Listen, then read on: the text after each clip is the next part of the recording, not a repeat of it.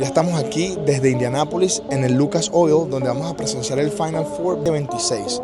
Ahorita practica la Universidad de Connecticut a puerta cerrada, pero The Assist tiene el acceso.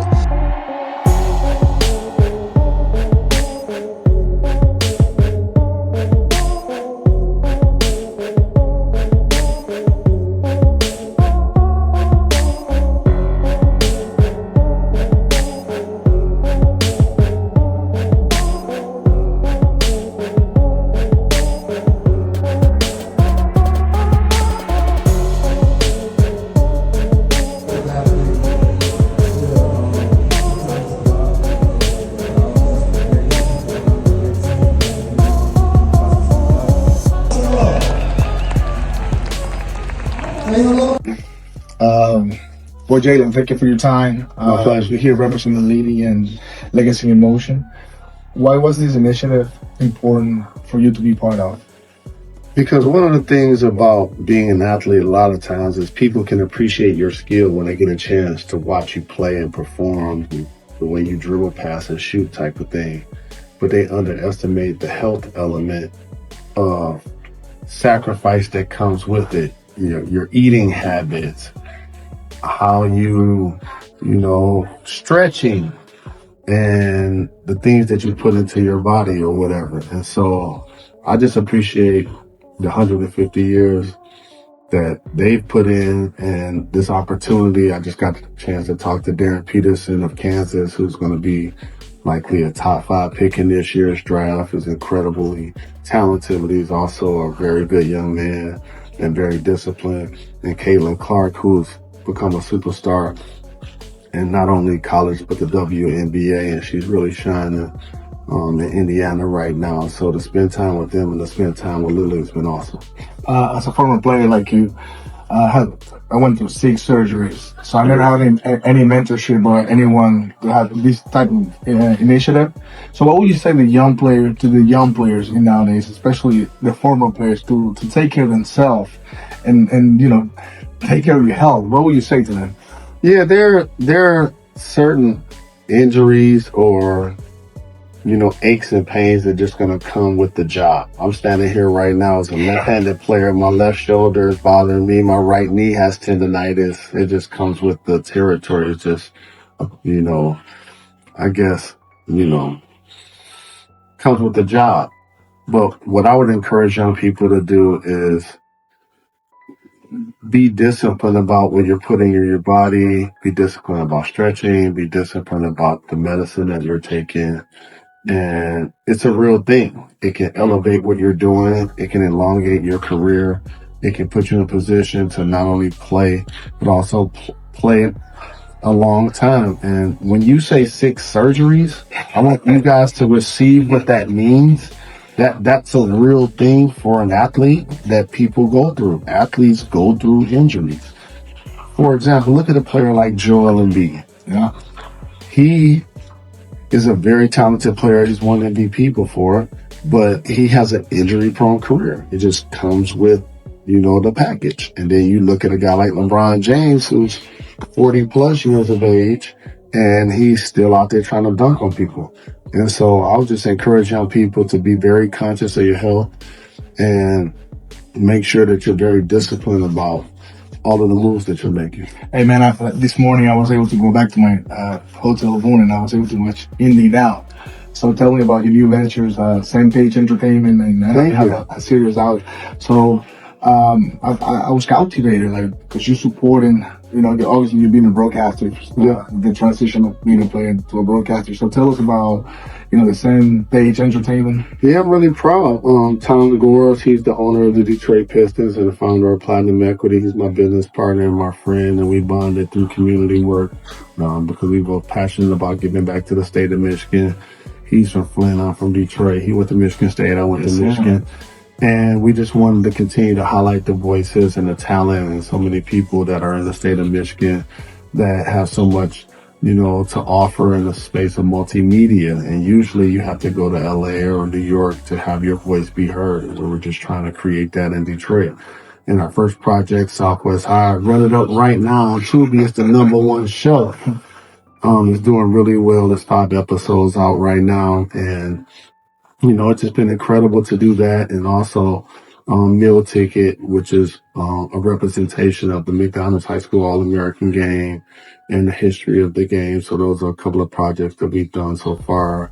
And, whether it's movie, podcast, docuseries, documentary, or whatever, we were really passionate about just putting out quality content. Yes, sir. So I got to transition to the five all cast you're going to have this week. And obviously that's important also to support the Michigan team. Can you what does it mean to you to be very united, but then in this Final Four? I'm going to tell you guys a secret about what it means. We've only been in the same place in the same time 3 times the last 35 years. Wow.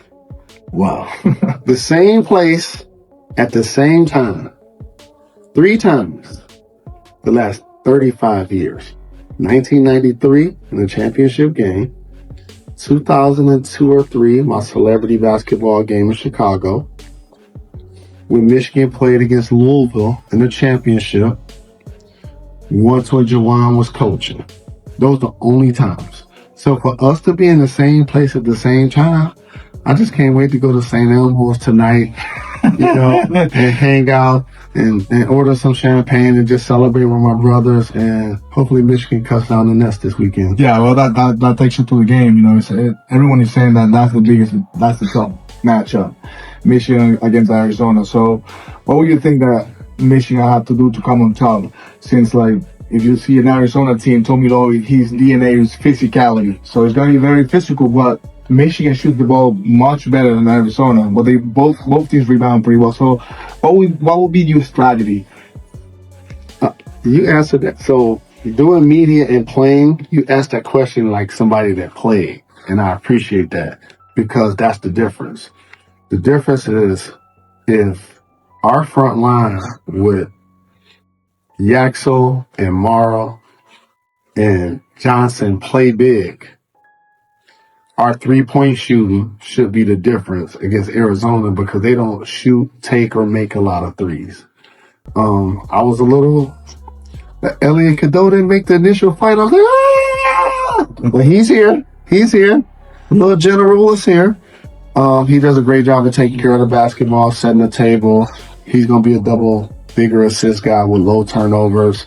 I like what our bench has done with McKinney and Gill Jr. coming off, making shots and making plays. But I love Arizona. They're tough. They have versatility. Cole Pete he's a monster. He an animal in a good way. For those that don't know sports lingo, an animal in a good way. Burries, he's a bucket. He reminds me of Devin Booker a lot. Just watching how he moved on the floor and how he knocked down shots. And then Bradley in the backcourt, as a senior, as a leader, as, the Pac-10 player of the year, actually. And so it's going to be, I feel like, no disrespect to UConn, and I love, Dan Hurley. And I feel like Illinois outplayed expectations. They have the tallest team in the league in the NCAA. I feel like whoever wins the Michigan-Arizona game is going to win it all. That brings me to, as a Latino, Jaxel Vanderburg. He's Dominican. So what do you think about the impact that international players have in the game nowadays, not only in college, but in the NBA? So, I'm from Detroit. I went to Michigan. I'm an alum. I'm a donor. I'm a sponsor. I'm a season ticket holder. He's not just Yaxel. He's the Dominican LeBron. He's the Dominican LeBron is what he is. Sir. You know what I'm saying? We're going to put some... He's the Dominican LeBron. Exactly. That's the beautiful thing about the sport of basketball. And I talk to people about the difference between the popularity of basketball and football.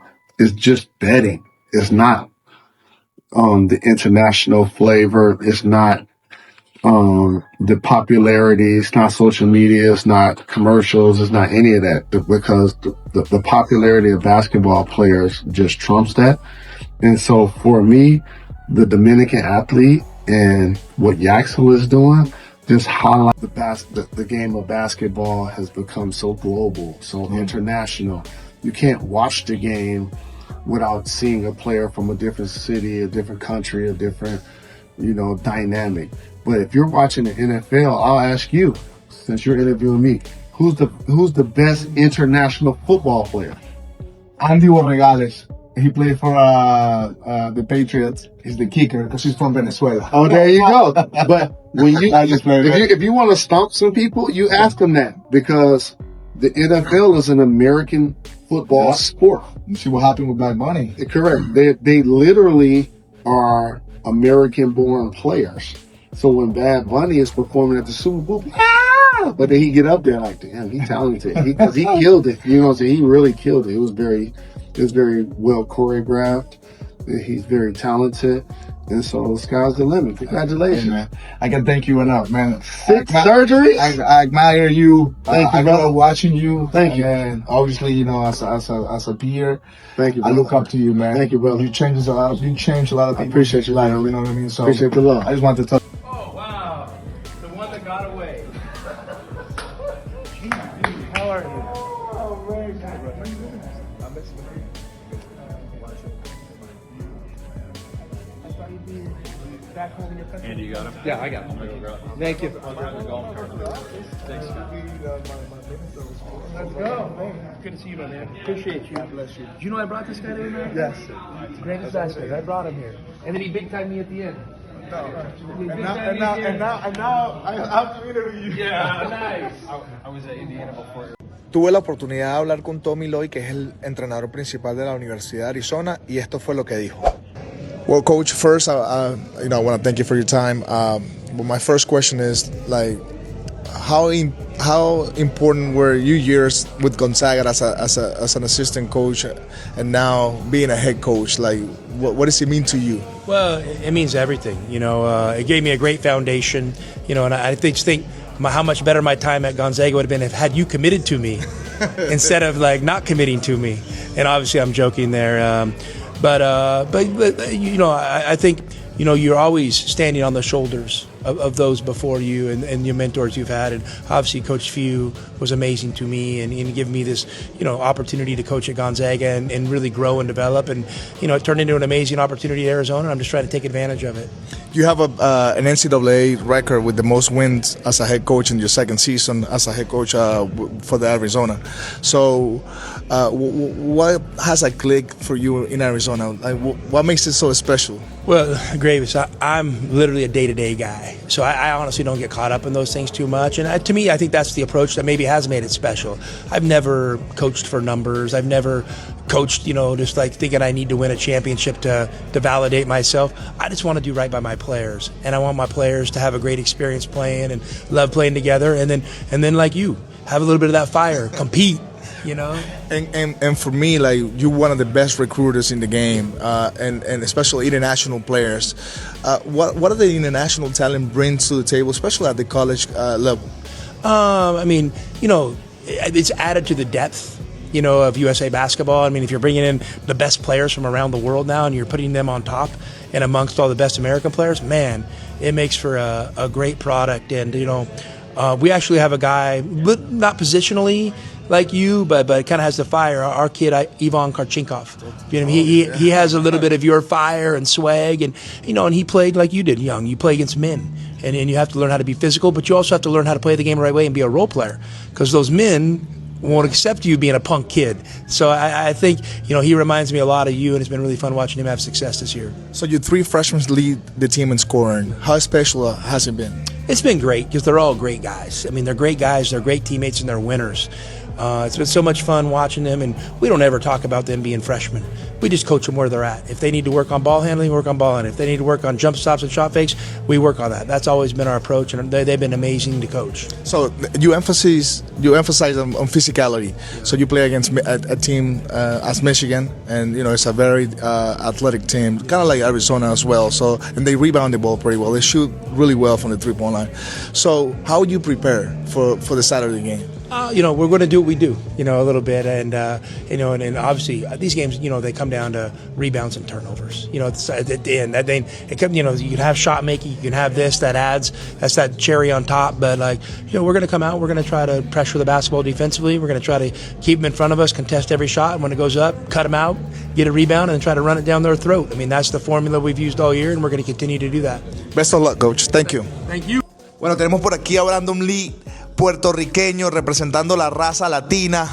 Brandon, ¿qué se siente estar en tu Final Four teniendo raíces deportivas?